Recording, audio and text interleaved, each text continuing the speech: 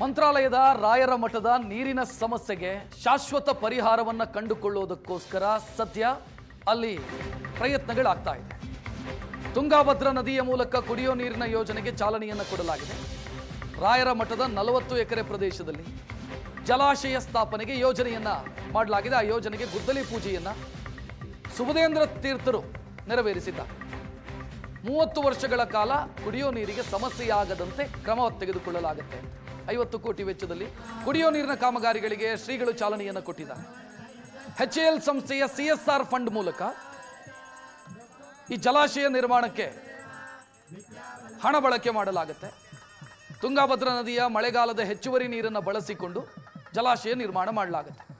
HAL ಸಂಸ್ಥೆಯ MD K Ravi ಮತ್ತು ಇತರೆ ಅಧಿಕಾರಿಗಳು ಕೂಡ ಗುದ್ದಲಿ ಪೂಜೆಯ ಸಂದರ್ಭದಲ್ಲಿ ಉಪಸ್ಥಿತರಿದ್ದರು. CSR ಫಂಡು HAL ಕೊಟ್ಟಿದೆ ಮಠಕ್ಕೆ ಈ ಕುಡಿಯೋ ನೀರಿನ ಯೋಜನೆಗೋಸ್ಕರ. ಆ CSR ಫಂಡ್ ಅನ್ನು ಬಳಸಿಕೊಂಡು ಯೋಜನೆಯನ್ನ ಜಾರಿಗೆ ತರಲಾಗಿದೆ.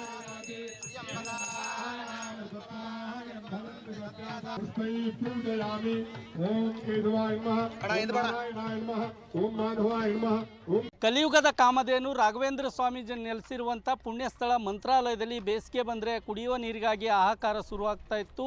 ಇದನ್ನರಿತಂಥ ಮಂತ್ರಾಲಯ ಮಠದ ಪೀಠಾಧಿಪತಿಗಳಂಥ ಶ್ರೀ ಸುಬುಧೇಂದ್ರ ತೀರ್ಥರು ಇಲ್ಲೊಂದು ಕೆರೆ ಆಗಬೇಕು ಮತ್ತು ಭಕ್ತರಿಗೆ ನೀರಿನ ವ್ಯವಸ್ಥೆ ಆಗಬೇಕು ಅನ್ನುವಂಥ ಬಹುದಿನಗಳ ಬೇಡಿಕೆ ಇತ್ತು.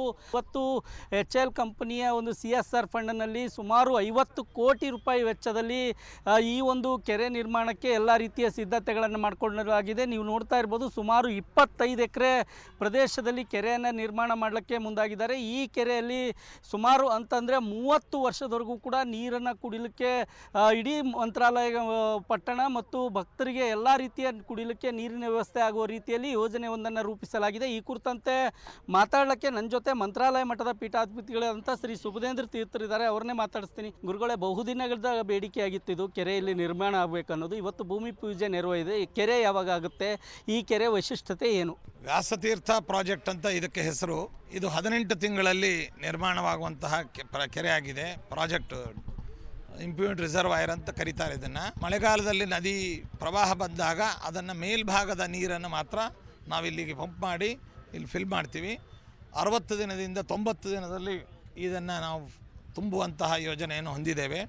ಇದು ಸಾಧಾರಣವಾಗಿ ಒಂದು 6 ತಿಂಗಳು ನಮಗೆ ಈ ಭಕ್ತರಿಗೆ ಮತ್ತು ಗ್ರಾಮಸ್ಥರಿಗೆ ನೀರಿನ ಕೊರತೆಯನ್ನು ನೀಗಿಸ್ಬೋದು ಅಂತ ಅಂದಾಜು ಮಾಡಲಾಗಿದೆ. ಇನ್ನು 30 ವರ್ಷಗಳ ಜನಸಂದಣಿಯನ್ನು ಇಟ್ಟುಕೊಂಡು ಈ ಪ್ರಾಜೆಕ್ಟನ್ನು ನಾವು ಮಾಡ್ತಾ ಇದ್ದೇವೆ. ಏನೇನಿರುತ್ತೆ ಈ ಕೆರೆ ಪ್ರದೇಶದಲ್ಲಿ ಗುರುಗಳು? ಪ್ರದೇಶದಲ್ಲಿ ಮೊದಲು ನೀರು ಶೇಖರಣೆ ಆದಂತಹ ಸ್ಥಳ, ಅದರ ಮೇಲೆ ಅವರು ಇದು ಇಂಜಿನಿಯರ್ಸು ಅವರು ಓಡಾಡುವಂತಹ ಒಂದು ರಸ್ತೆ, ಕೆಳಭಾಗದಲ್ಲಿ ಪ್ರೇಕ್ಷಕರೆಲ್ಲ ಓಡಾಡುವಂತಹ ರಸ್ತೆ, ಮತ್ತು ನೀರನ್ನು ವೀಕ್ಷಿಸಲು ಒಂದು ಗ್ಲಾಸ್ ಕ್ಯಾಬಿನ್. ಯಾಕೆಂತಂದರೆ ಯಾರೇ ಕಸ ಕಡ್ಡಿಗಳನ್ನು ಹಾಕೋದು ಅಥವಾ ಅದರಲ್ಲಿ ನೀರು ತುಂಬ ಆಳ ಇರುತ್ತೆ, ಆದ್ದರಿಂದ ಯಾರೂ ಕೂಡ ನೀರಿನ ಪ್ರದೇಶಕ್ಕೆ ಬಿಡದಂತೆ. ಮತ್ತು ಜೊತೆಯಲ್ಲಿ ಈ ಸುತ್ತಮುತ್ತ ಪರಿಸರದಲ್ಲಿ ಒಂದು ಹಸಿರೀಕರಣ, ಎಲ್ಲ ಗಿಡ ಮರಗಳನ್ನು ನೆಡುವುದು, ಪಾರ್ಕ್ ಮಾಡೋದು.